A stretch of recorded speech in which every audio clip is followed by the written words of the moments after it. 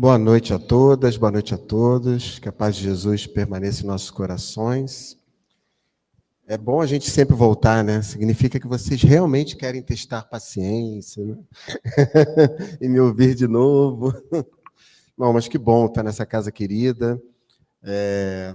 Mais uma vez, trazendo algumas reflexões para refletirmos juntos, né? Não sou o dono de todo esse conhecimento, né? A gente aqui tem uma troca, né? Troca de olhares, reflexões. Eu vou trazer a minha perspectiva sobre isso, perspectiva de alguns autores e do que eu consultei, né, da doutrina espírita como um todo, para trazer essa reflexão do perdão, não como... Tem alguém aqui que de vez em quando eu vou ficar entre a pilastra e você, desculpe. Do perdão não somente como uma virtude, ou como item da moral cristã, mas como um processo terapêutico. E como tal, como um processo de uma espécie, um tipo, uma via de cura dos males dos quais nós enfrentamos, né? Esse é o título, inclusive, de um livro psicografado por Divaldo Franco, né, pelo espírito Joana de Ângeles, perdão, mas não venho aqui tratar do livro em si. A minha questão foi exatamente entender o perdão sem ser a virtude simplesmente, sendo o perdão uma via terapêutica, de cura, né? E nessa busca a gente foi encontrando determinadas fontes de pesquisas e estudos que produziram aí os seus artigos científicos, onde, fora do âmbito religioso, absolutamente fora do âmbito religioso, um dos artigos, inclusive, é no âmbito carcerário, né? Eram com presos, onde se empregava esse mecanismo do perdão como um processo de cura, no sentido ali dos presos, né? Um processo de remissão, uma remissão que fosse, para além dessa remissão meramente formal, de liberdade, ou de qualquer outra coisa, ou de adquirir lá na prisão conhecimentos, formação acadêmica, enfim, terminar os estudos, etc. Mas de uma remissão mesmo de alma, de se propor a construir um novo presente e futuro, a partir ali, né, do processo de encarceramento e logo depois de liberdade para alguns, que outros até a liberdade estava tão distante que nem era vista como uma possibilidade, né? Então, a minha busca nessa temática foi nesse sentido. Como é que o perdão, que a gente fala, né, o tempo inteiro, né, a gente gosta, né, de o amor, o perdão, né? Mas, como disse a página no início, muito própria, por sinal, uma coisa é saber, uma coisa é ler, outra coisa é como é que se dá isso no dia a dia, na nossa vida real, que é ali que o Evangelho se faz. É ali que o Evangelho se faz. O Evangelho não se faz com letras, a letra é morta, já dizia Paulo. O Evangelho não se faz com letras, o Evangelho se faz com ação, com estar no mundo sem ser do mundo e tudo aquilo que a gente ouve. Só que quando a gente traz essa reflexão de que o Evangelho é ação, nos vem à mente um certo medo, porque são propostas que não são fáceis, são difíceis. Quando a gente encara a questão do perdão de frente, e da necessidade dele, e de qualquer outra, aí falando em termos de virtudes também, e transformar essa virtude como uma ação do indivíduo para o seu progresso, a coisa se torna muito mais complexa, muito mais difícil. Porque a gente tem aí né, história. Nós somos aqui hoje Fábio, hoje Márcios, né? Mas nós somos uma história que tem muito tempo. E essa história, nesse momento, quando fala assim, tem que praticar o amor. Aí a história vem, aí vem as impossibilidades, vem as licenças que a gente dá, né? Quando a gente se coloca ali como espírito na posição de vítima, na posição de coitado, na posição de sofrido, né? Que também somos. Também somos. Mas quando se propõe a ação, aí a gente tem que conversar de uma maneira um pouco mais sincera, um pouco mais comunicação não violenta, que é encarar os sentimentos e as necessidades e as emoções que nós temos de frente. E isso é muito doloroso. Não é fácil. É difícil. Olhar-se no espelho e falar assim, Fábio, você... Fábio sou eu, tá? Se tiver algum Fábio aí, não é com você, não é pessoal, sou eu. Olhar no espelho e falar assim, Fábio, você é um sujeito orgulhoso. Isso não é simples. É simples quando for só a palavra, eu estou aqui falando, palestrando, aí é tranquilo eu falar isso. Mas ali, sozinho, no teu espelho, olhar nos seus olhos e dizer para você mesmo que você é um sujeito orgulhoso, a gente sempre vai ter uma oração coordenada adversativa, com uma conjunção que inicia a segunda oração, que é eu sou orgulhoso, vírgula. Olha, o pessoal está afiado no português, hein? Eu sou orgulhoso, mas, porém, todavia, contudo, no entanto, entretanto, tive uma vida tão assim. Né? A gente sempre tem um vírgula a mais. Essa oração coordenada adversativa nos acompanha. Né? Então, voltando lá, né? Quando eu encarei esse tema, eu encarei nesse sentido. Como é que nós podemos, de fato, entender o perdão como algo, como uma ferramenta de cura da nossa alma? Como uma ferramenta que faz a gente olhar para dentro e falar assim, eu preciso... Vai ser sofrido, vai ser doloroso, mas eu preciso olhar para isso. Eu preciso fazer esse movimento, mesmo sabendo que vai ter dor, mesmo sabendo que em algum momento eu vou sentir aquela fisgada no peito, né? Mas eu preciso ir porque é o caminho, não tem outro, né?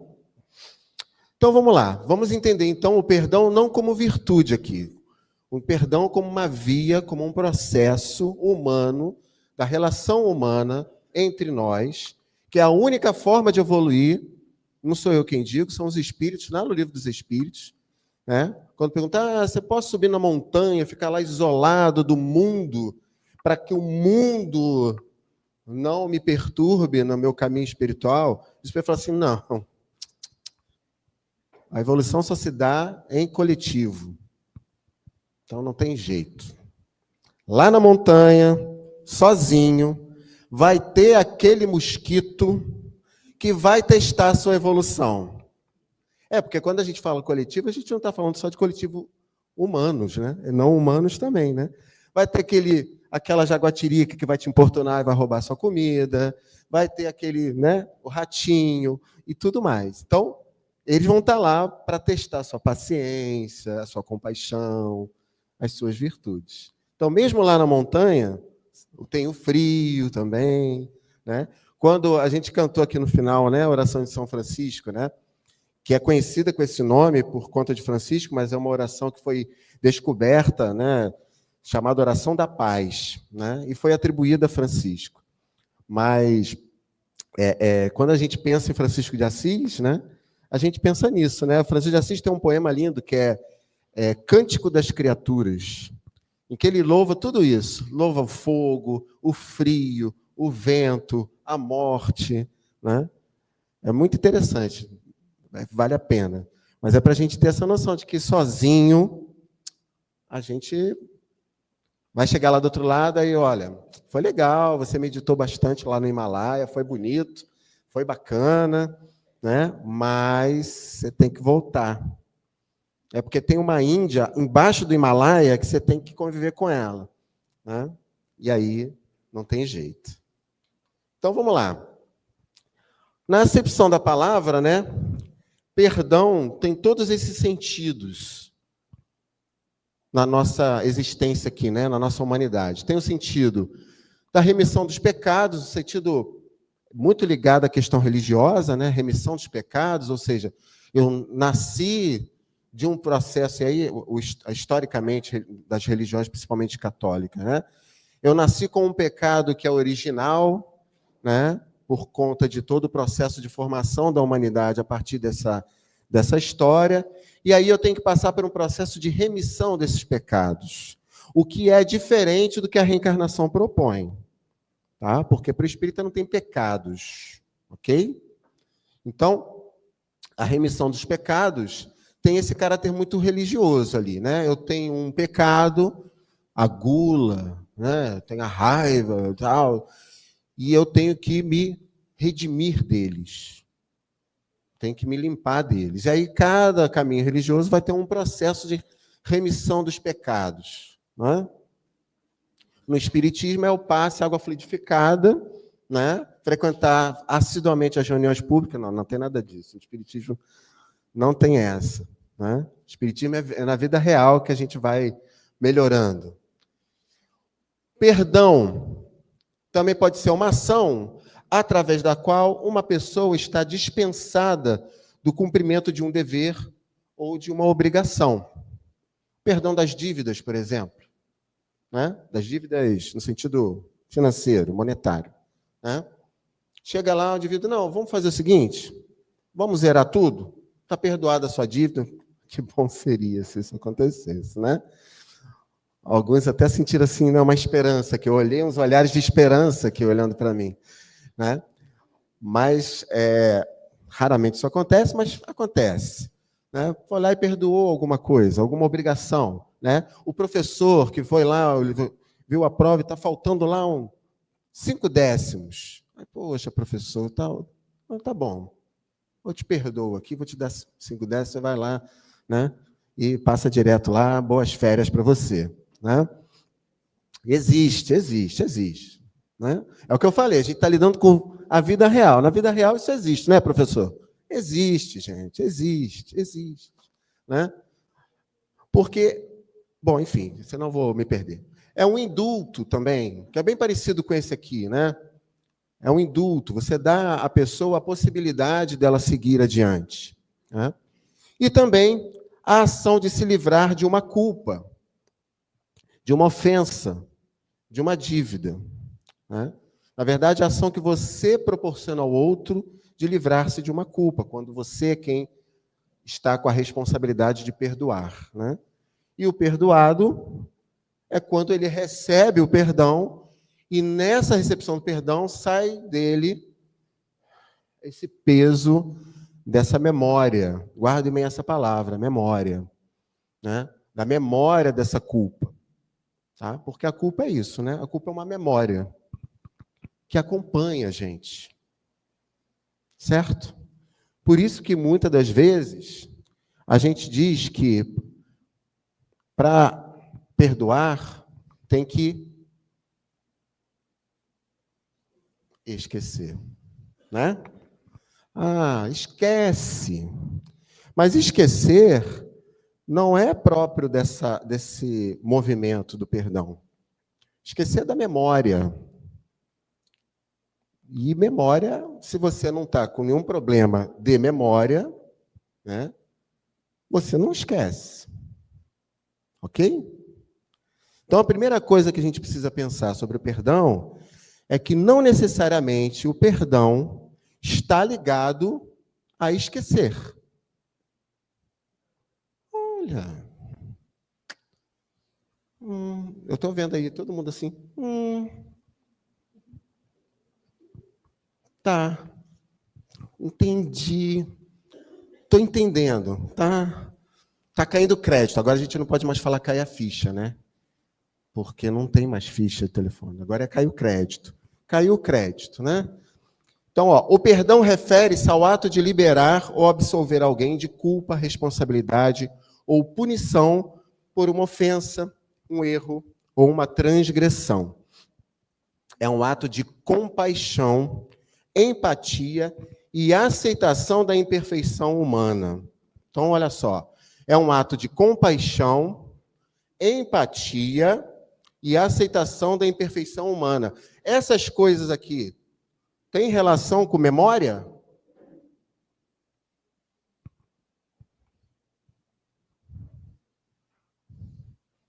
Está aqui assim, é um ato de esquecer, não lembrar mais, fingir que não viu e deixar para lá? Não. É um ato de compaixão, empatia e aceitação da imperfeição. Levanta a mão quem é perfeito aí. Ah, tá. Né? Vamos mudar um pouquinho essa ideia de perfeição e imperfeição? Só um pouquinho? Levanta a mão quem é completo. Mas quem é incompleto? Levanta a mão. É isso, né?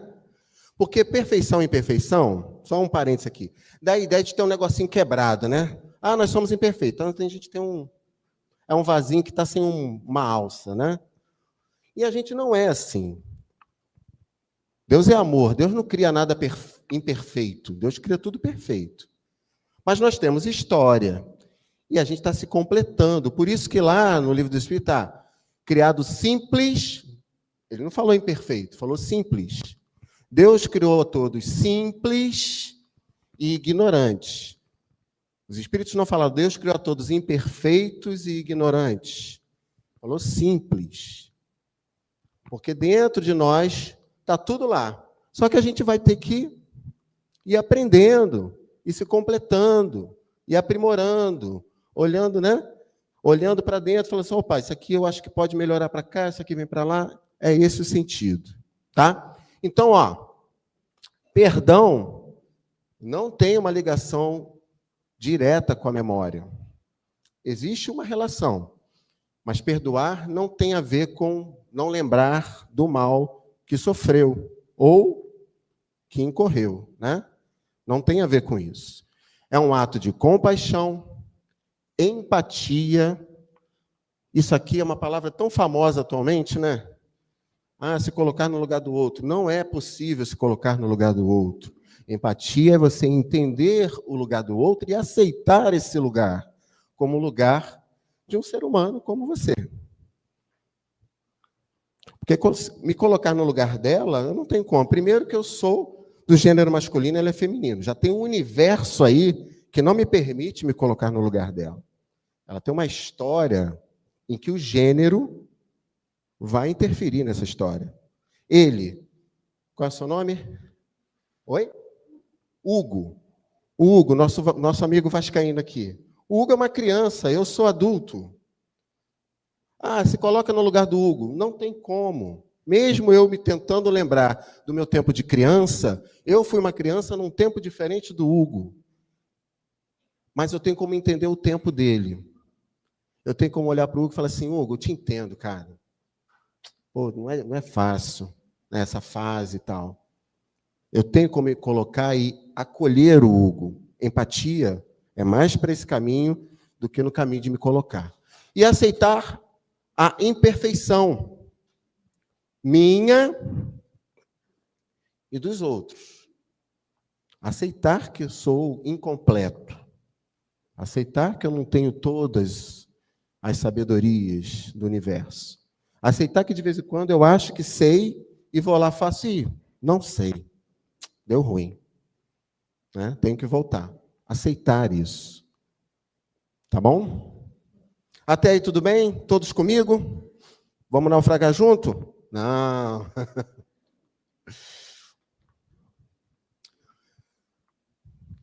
E aí a gente entra naquele perdão que aparece lá, tem até um capítulo, né, no Evangelho, perdoar os inimigos, né?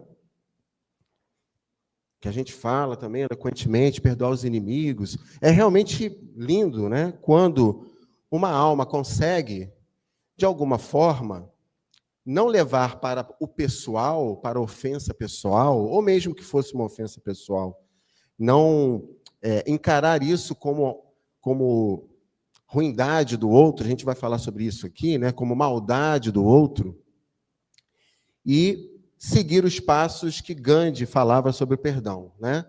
Gandhi dizia que eu não sinto necessidade de perdoar porque eu nunca me senti ofendido.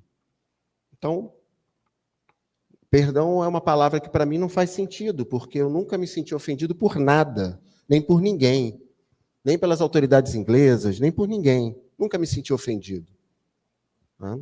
Então, esse é um estágio, né, de compreensão de si mesmo que está bem distante, pelo menos, de mim. Não sei de vocês, mas de mim ainda está.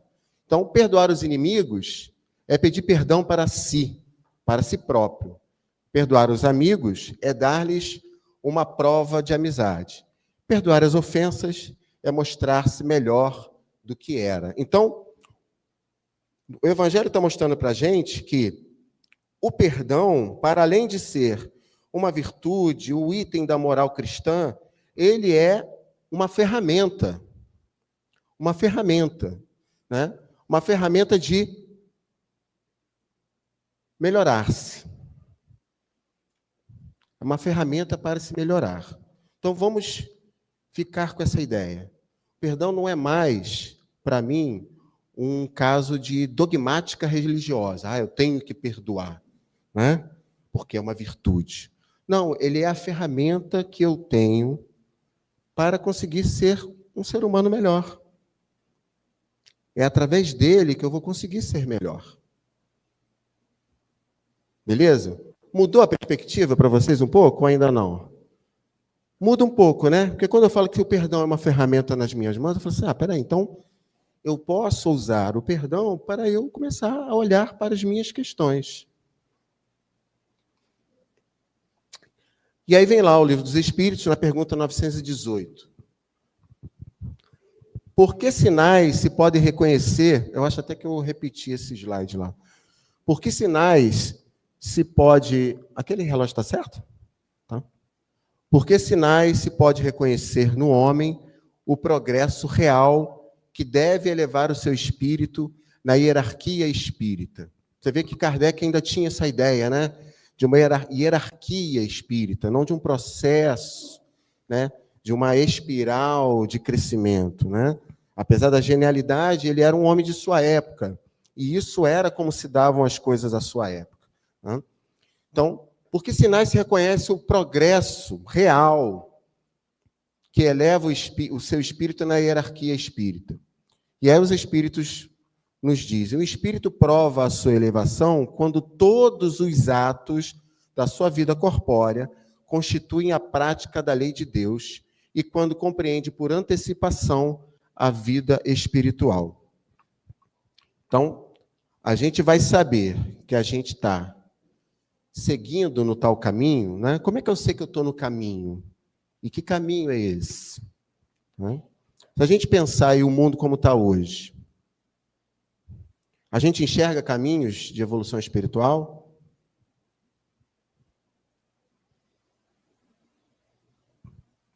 O amigo fez assim, mais ou menos, mais ou menos.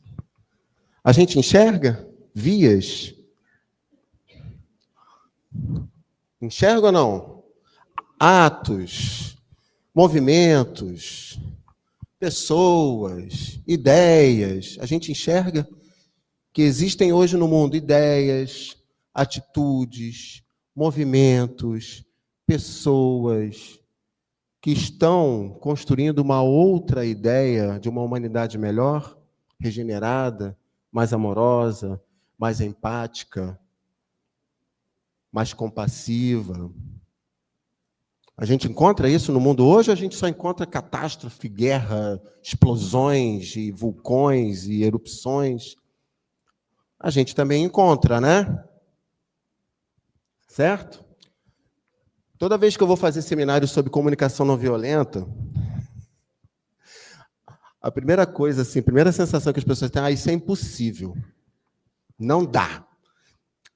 E aí eu fico pensando, se a gente não consegue fazer comunicação não violenta, o que nos resta? A comunicação violenta, né?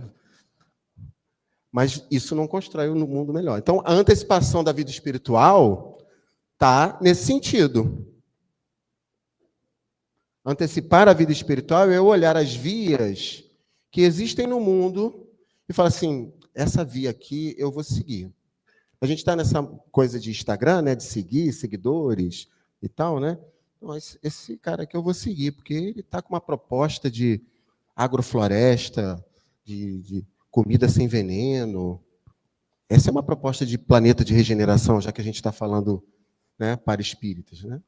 A proposta do planeta de regeneração não é comida com veneno, é comida sem veneno, certo?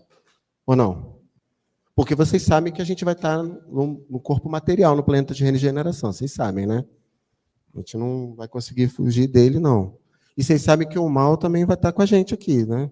No planeta de regeneração. Todo mundo está ciente disso? Que não viraremos anjos com a transformação da Terra? Não viraremos, vai continuar. Vai ser um pouco mais... Vai dar para dar uma respirada melhor, né? Vai ter uma semana mais tranquila de trabalho, ninguém vai ficar até 10 ou 11 horas da noite fazendo fechamento de empresa. Vai ter uma outra relação com a vida, né? Essa é a proposta de um planeta de regeneração. Um planeta de regenerar-se, curar-se, descansar das provas, descansar da vida batida de um planeta de provas e expiações, né? Mas o mal vai estar por aqui ainda. Tá? Mas as propostas desse planeta são propostas que já estão aí. E a gente tem que ter olhos de ver e ouvidos de ouvir, como diziam lá os evangelhos. A gente tem que ter olhos de ver e ouvidos de ouvir. Aquele que dá pão, comida e água para os que não podem ter, esse cara eu sigo. Porque essa é a proposta do planeta de regeneração. Que todos possam comer e beber, e ter casa, e ter abrigo. Essa é a proposta, né? Então, isso aqui é a antecipação. Compreende por antecipação a vida espiritual. A vida espiritual é isso, todos terem os direitos garantidos e tudo mais, né? Pratica, constitui prática, todos os seus atos constituem prática da lei de Deus. As leis de Deus, o Espiritismo deu uma facilitada para a gente. Ele pegou aquela Bíblia enorme, Novo e Antigo Testamento, Kardec foi lá, filtrou para cá, filtrou para lá, veio o Espírito Vicente de Paulo, lá, Menê, e zoom, joga para cá e vem para cá, pega um caderno. Vocês viram o filme Allan Kardec? Como é que o Kardec ficava lá com aqueles papéis todos? Então, imagina isso, né? Sem ser cinematográfico, sendo vida real, né? Tendo que comer, parar para almoçar, né? Ganhar dinheiro, junto com isso tudo. Porque ali, 1h30, não deu para ver a vida de Kardec, não. Mas Kardec tinha que trabalhar para ganhar dinheiro, tinha que botar comida na mesa, né? Por aí vai. Ele estava encarnado, gente. Ele não estava volitando pela Terra, né? E ele pegou esse caderno todo e reuniu aqui, olha, aqui eu acho que os espíritos encaminharam aqui, que são as leis morais. Amor, justiça e caridade, né? Por aí. Isso aí, né? Tá lá, Livro dos Espíritos, tem Evangelho, Livro dos Métodos, todas as obras espíritas fundamentais, as leis morais, estão ali, né? Mas estão ali como recurso. Vocês podem ver, estão ali sempre como recurso, nunca como perfumes na prateleira que a gente vai usar quando a gente quiser, né? Então, ó, os atos da sua vida corpórea constituem a prática daquelas leis. Está lá resumido, didatizado, explicado. Tem grupo de estudo aqui no Suave Caminho, para se não entendeu, a gente estuda junto. Mas a gente estuda junto para praticar a lei de Deus e, quando compreender, a antecipação da vida espiritual. A gente estuda para isso, não é para ser, né, doutor em leis morais, né? Ó, viu? Acho que eu repeti. E aí eu trago um autor, que é o Paul Ricoeur. Alguém conhece Paul Ricoeur? Aqui? Já leu? Paul Ricoeur é um filósofo, e ele tem uma obra chamada Lógica do Perdão. O que eu gostei desse filósofo? Ele parte de um princípio, dentre outros princípios filosóficos, ele parte de um princípio que A base fundamental do ser humano é que todos somos bons.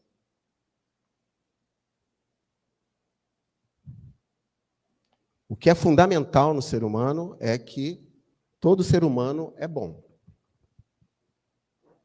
Esse é o fundamento. Qualquer outra coisa que aconteça a partir dali é obra das relações, de como ele sofreu, como ele entendeu, como ele interpretou, como ele jogou de volta para a sociedade aquilo que ele assimilou nas relações sociais e tudo mais, dos seus traumas, seus medos, suas angústias, suas emoções, como ele foi lidando com isso ao longo da sua trajetória. Mas, no fundamento, todos são bons. Olha a via aí, olha a via aí. É uma via, o Paul Ricoeur. Estava aí com a gente. Hoje está desencarnado, mas estava por aqui com a gente. Muitos de nós aqui fomos contemporâneos dele, que ele não morreu tão tarde assim, não. E aí ele diz isso. E a gente vai chegar lá no Livro dos Espíritos, o que vai dizer sobre os espíritos? Que os espíritos nascem lá simples e ignorantes, com todas as qualidades que a divindade pode dar a ele. Amor, bondade, está tudo aqui, está tudo em nós, está tudo dentro da gente. Então, até para o espiritismo também, a base fundamental, por uma questão de bom senso, é o bem. Ou vocês imaginam Deus criando um espírito mau? Não. Então faz sentido para os espíritas o que o Paul Ricoeur está falando na filosofia. Não faz? Que todos nós somos bons? Na sua base, no seu fundamento como ser humano? Todos nós somos bons. Faz sentido. Porque Deus é bom. Ai, que susto. Tomei um susto agora. Ou eu achei que eu estava em vidência, né? Deus é bom? Ele é a bondade absoluta. A gente não tem nem como conceber isso que eu acabei de falar. Bondade absoluta. Ele é a origem da bondade, né? Algo que é a origem da bondade e é criador, tem como criar coisas não boas? Só para dar uma... vamos dar uma animada nessa terra aí, vamos criar uns, né? Uns espertinhos, né? Não tem, né? Einstein dizia, Deus não joga dados. Certo? Então, o que é absolutamente bom só pode criar bondade. Ele não tem como criar maldade. E lá no Minuto de Sabedoria, vai falar que o mal é a ausência do bem. Ou seja, filosoficamente, nessa via, o mal não existe. O que existe é o bem. Viu como é difícil? Até cognitivamente é difícil aceitar isso. Eu estou vendo as carinhas assim, ó. Não é possível. Aquele moleque lá que pichou meu muro não é bom de fundamento, mas nem... Conheço uns 3 aí que não está nessa classificação, não. É de outro lugar. É difícil a gente abrir mão disso, né? Compreendo. Estou com vocês. É difícil mesmo. É difícil. É um conhecimento que, para se tornar real dentro de nós, precisa sair muita coisa, assim, precisa dialogar com muitas emoções, com muitos sentimentos, com muita vida que a gente já viveu dentro de nós, para poder fazer sentido e poder virar real no sentido de ação. Compreenderam que eu estou... Que às vezes é tão assim que é difícil eu ficar claro, né? Então, o Paul Ricoeur fala assim, ó, assinala Ricoeur que o que pode ser modificado é o peso da dívida, falando do perdão, né? Que continua repercutindo no presente, que paralisa a memória e, por conseguinte, a capacidade de se projetar de forma criativa no futuro. Então, quando não há o perdão, prevalece a memória da culpa. A memória, estou falando não no sentido só cognitivo, no sentido emocional. prevalece a culpa. E a culpa vai estar sempre presente. Porque toda vez que eu lembrar, ela volta. Ela volta. Ela volta. Torturante isso, não? Como é que a gente consegue se libertar disso para uma ascensão espiritual? Porque isso vai, ele fala aqui, ó, paralisa a memória. Há culpas, né, que paralisam a memória. Você não consegue sair daquele círculo, né? Não consegue sair daquele círculo. E, por conseguinte, a capacidade de projetar de forma criativa o futuro. Qual é o futuro para nós espíritos? O presente e futuro. É um mundo o quê? Um mundo melhor, né? Regeneração, um mundo melhor, onde as pessoas sejam mais amáveis, né? Então, quem traz a culpa com a paralisia da memória, porque não tem aqui a força do perdão para fazer esse caminho se tornar, seguir, né? Seguir esse caminho, não vai conseguir projetar esse futuro criativo, vai ficar preso na culpa, vai ficar preso nessa memória, vai ficar preso nessa dor. E essa dor, que foi lá do passado, ela nunca vai ser passado. Ela vai ser sempre presente. Porque aí sim, a memória vai sempre ficar trazendo. Né? E isso não tem como mudar, porque a memória é do cognitivo, não é do sentimento. Então, o fato vai ser lembrado. O perdão entra nessa via aqui, de paralisia, né? Já que trabalhar com as lembranças abre novas perspectivas de libertação. Então, o perdão vai trabalhar nessa via aí, mas não no sentido de esquecer. A gente vai ver mais à frente. Outra crença popular que atrapalha a prática do perdão é a frase tão comum: perdoar é esquecer. Ou, quem perdoa, esquece. Lembrar e esquecer são questões mnemônicas, questão de memória. Se a nossa memória é saudável, não há possibilidade de esquecer nenhum acontecimento, seja ele bom, seja ele mau. Pessoal que é assim, né? Todo mundo aqui já tem uma história passada, não tem? Vocês lembram aí de algum fato bem legal, assim, uma viagem que vocês fizeram bem bacana? Todo mundo lembrou? Então, não esqueceram, né? Sentiu o cheirinho, sentiu tudo? Ah, que delícia, né? Vontade de voltar, que é uma outra ilusão que a gente tem. A gente acha que voltando vai ter a mesma sensação de que teve quando foi a primeira vez. E não é. Né? Você é outro, o lugar é outro, tudo é outro. Né? Então, e uma coisa ruim que aconteceu, vocês têm memória, lembrança? Né? Lembram, né? Não dá. É um acontecimento. Se você não tem nenhum problema de memória, de esquecer as coisas, eu, por exemplo, tenho bastante, né? Você vai sempre lembrar daqueles momentos. Né? Vai sempre lembrar. Perdoar é enxugar o fato. Então, vamos lá. Retirando-lhe do conteúdo a energia nervosa. Ficará apenas o fato.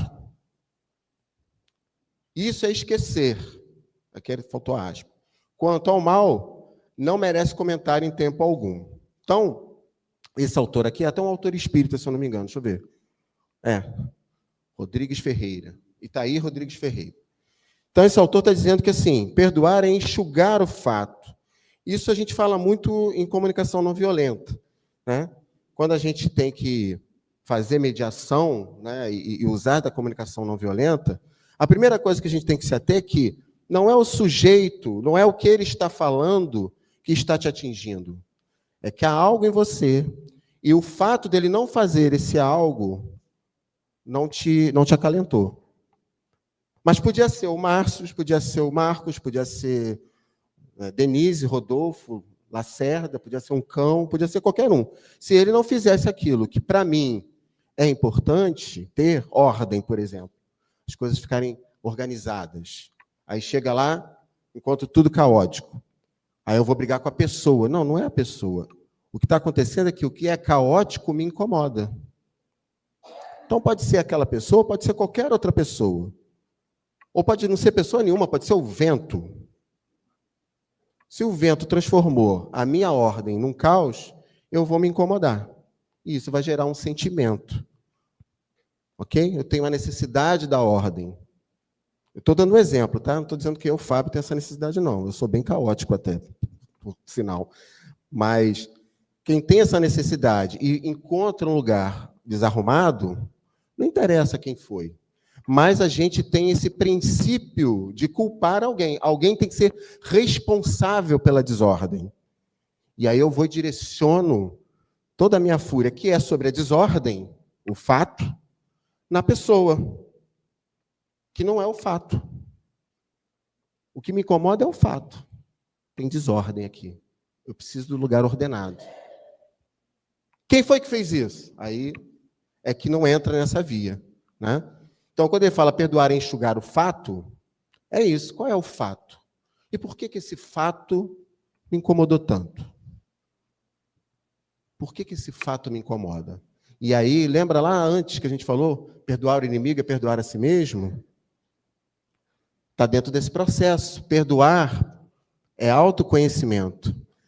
Porque quando eu paro e enxugo tudo que está acontecendo, enxugo o fato e fico apenas com o fato, eu vou tentar identificar por que aquele fato me incomoda. O que há em mim que aquilo ali atinge de uma maneira que me deixa com raiva, me deixa transtornado, me deixa furioso, me deixa violento, né? Me deixa melancólico, me deixa triste, me deixa com algum sentimento. Por que aquele fato me feriu? O que ele tem que me incomodou? Né? E aí não se trata mais nem do fato, nem da pessoa que ocasionou o fato. Se trata de mim. Né? Mas essa grandeza do perdão não se identifica com o ato de apagar a memória, como querem alguns através do processo da anistia, por exemplo. Tá? Esse texto é do Riquet, tá? 1995. Não tem nada a ver com o processo atual do Brasil. Ok? Só para a gente ficar na mesma página. Ó, 95. Tá bom? Eu nem lembro qual era o presidente dessa época, mas é 95. Por favor, pessoal aí da televisão também. Sei lá, do YouTube, não sei onde está. Então, ó, anistia é aquele indulto, né? O indulto é um tipo de anistia. Lá do início, quando a gente falou da palavra perdão. Mas essa grandeza do perdão não se identifica com o ato de apagar a memória, como querem alguns através do processo da anistia, por exemplo. Mas sim com uma suspensão da dívida. A virtude do perdão permite recordar o passado sem o desejo da vingança, que por vezes o acompanha, o que faz dessa virtude uma espécie de cura da memória, ao libertá-la do peso da dívida e ao lhe conceder um futuro. Por isso que o pessoal, né, os sociólogos lá dessa pesquisa que eu citei aqui, pegaram essa ideia do perdão e levaram para dentro da população carcerária. Porque lá tem esse panorama da vingança, panorama da culpa e da falta de perdão, não do perdão da lei, mas do perdão pessoa a pessoa, sociedade pessoa. E eles, então, fazem um trabalho na perspectiva do perdão, e muitos dos que aceitam esse trabalho, porque não é fácil, a gente está vendo aqui que não é um processo muito simples, começam, então, a ter essa cura da memória. Começam, então, mesmo não esquecendo o que fizeram, mesmo sabendo que vão pagar pelo que fizeram, que vão ficar mais tempo na cadeia, eles conseguem a cura da memória. Eles conseguem com que isso não pese mais para que eles construam um futuro possível, um futuro criativo para eles. Eu não sei se ainda está não sei se é no YouTube ou no outro, lá no Vimeo, tinha um vídeo de um encarcerado, que ele, se eu não me engano, foi encarcerado por assassinato. E um belo dia, vocês conhecem o professor Hermógenes, do yoga, bem conhecido, né? Espero que ele continue conhecido para gerações atuais e futuras, porque, né, é uma dessas vias que eu estava falando, que a gente tem que olhar, opa, isso aqui eu tenho que seguir, né? Ele foi fazendo um trabalho de yoga dentro da cadeia, né? Dentro da prisão, e esse trabalho tocou esse jovem. E ele era um jovem que estava ali preso por assassinato, mão armada, tudo mais. E esse jovem, então, se encantou com aquele trabalho, se encantou com o yoga, que o yoga, e não só o yoga, né, a presença do Hermógenes, a fala, e todo o processo de cura da memória, que aquele momento lá do yoga trouxe para ele, que ele começou, então, a mudar a sua própria atitude dentro da prisão. Ele era um preso revoltado, né, com todos esses, né, sentimentos, desejo de vingança, a recordação da culpa que vinha voltando, e a vontade de se vingar daqueles que, entre aspas, o traíram para ele ficar lá dentro da prisão e tudo mais. E ele começou a reverter esse quadro internamente. E aí, então, passa com o tempo, né, passa a trabalhar na prisão, ele distribuía os livros lá nas celas, limpar, começou a organizar os presos e começou a dar aula de yoga para os presos. Começou ele a ser professor. Claro, por quê? O Hermógenes, que não é bobo nem nada, ele é uma via do mundo melhor, né? Ele falou assim, eu não sou eterno, vou ficar aqui, né? Eu venho aqui uma vez por semana, às vezes até de 15 dias. Então, eu tenho que deixar uma semente brotando aqui, né? E aí ele, então, perdoa esse homem, traz o perdão, traz a cura dessa memória. E aí, quando esse jovem cura a memória, ele começa, então, a fazer o processo de cura das memórias de todos que estão ali. É muito lindo. Depois eu deixei no final, vocês vão ver que vai ter um link, eu vou deixar o linkzinho do vídeo lá nessa pastinha que eu criei aqui. Então, perdão, então, vai ser mais do que esquecer, vai ser curar essa memória. A memória vai estar lá. O acontecimento não vai sair da sua mente, mas você vai curar essa memória. Essa memória não vai ser mais um problema para a sua liberdade espiritual, né? Para a sua possibilidade de projetar um futuro.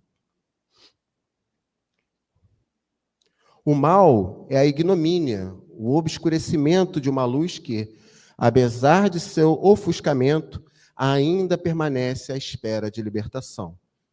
Isso aqui é a base da filosofia do Paul Ricoeur, né? Que também é a base da nossa filosofia espírita, se a gente puder fazer uma comparação, né? O mal é esse obscurecer da visão, é esse véu que tampa, né, os olhos, e eu começo a ver no escuro, né? A não ver, né, que eu estou no escuro. E aí eu começo a ter outro tipo de ação sobre a vida. O obscurecimento da luz que, apesar de seu ofuscamento, ainda permanece à espera de libertação. Então, Ricoeur diz para a gente o quê? Apesar do mal obscurecer a visão, a luz está lá. Quem leu Nosso Lar aqui? Renúncia. 50 anos depois. É só a história disso aqui.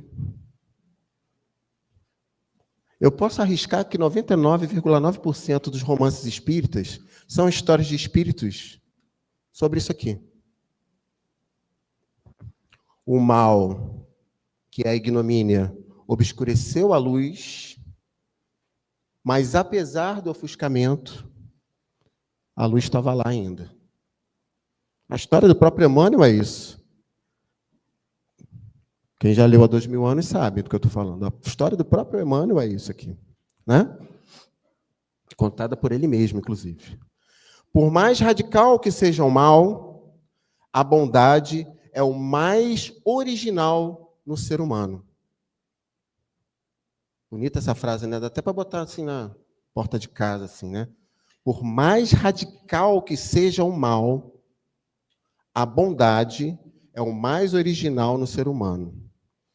Quem está falando isso é o Paul Ricoeur, um filósofo, não é um religioso.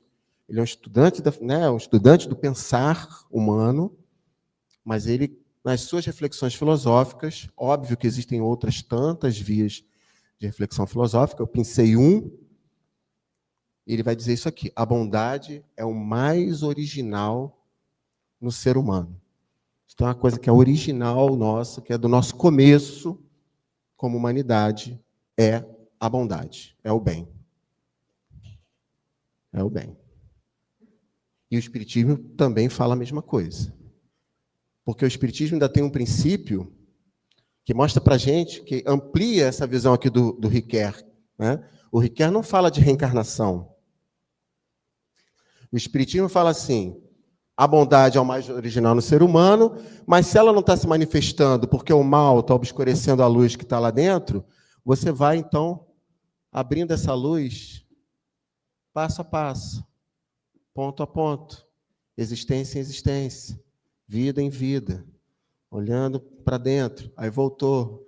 Aí os espíritos também falam assim: olha, isso aqui não foi legal, vamos ver aqui, vamos aprender mais e volta.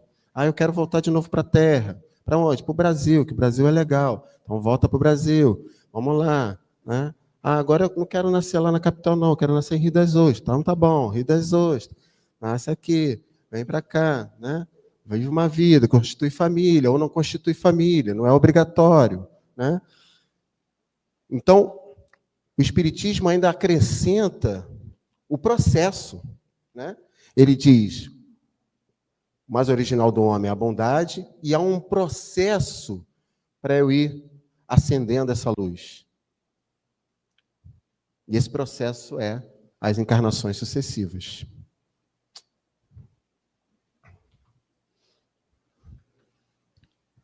A restauração do fundo de bondade no ser humano, possibilitada pelo ato do perdão, é o que Hannah Arendt chama de redenção da vicissitude, da irreversibilidade.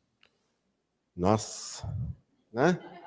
Vamos lá. Redenção da vicissitude, da irreversibilidade. Significa assim: você é mal, cara, não tem jeito, é irreversível.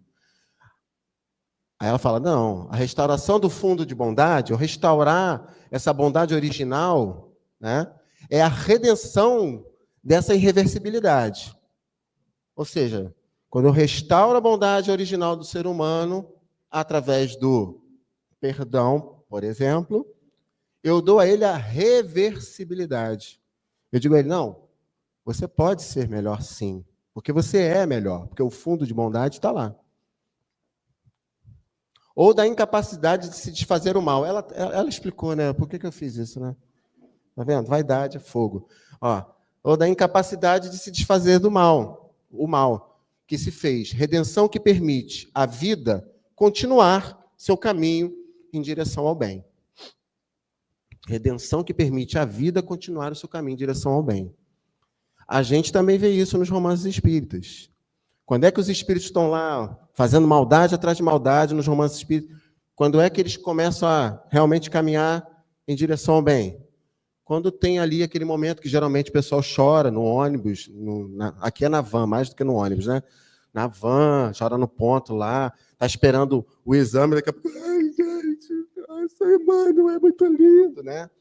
Porque é isso, é um momento em que ele sofre esse perdão que permite a ele continuar, fazer os tais caminhos criativos de futuro. Isso é só o perdão, hein? Imagina se a gente for falar das outras aí. E este pensar e agir exige a transformação dos sentimentos, a fim de tornar o ser humano livre para novos investimentos afetivos. E é nessa libertação, em particular, que o ato do perdão pode ter um papel fundamental, ou seja, de nos tornar seres frágeis, finitos, falíveis, capazes, apesar do mal cometido. Então, o perdão é essa via que nos dá a liberdade de, mesmo sabendo que somos falíveis, né, frágeis, finitos, uma série de coisas, né, responsáveis pelos atos que cometeu, mas eu olho para frente e falo: não, mas eu posso reverter. Eu tenho essa capacidade.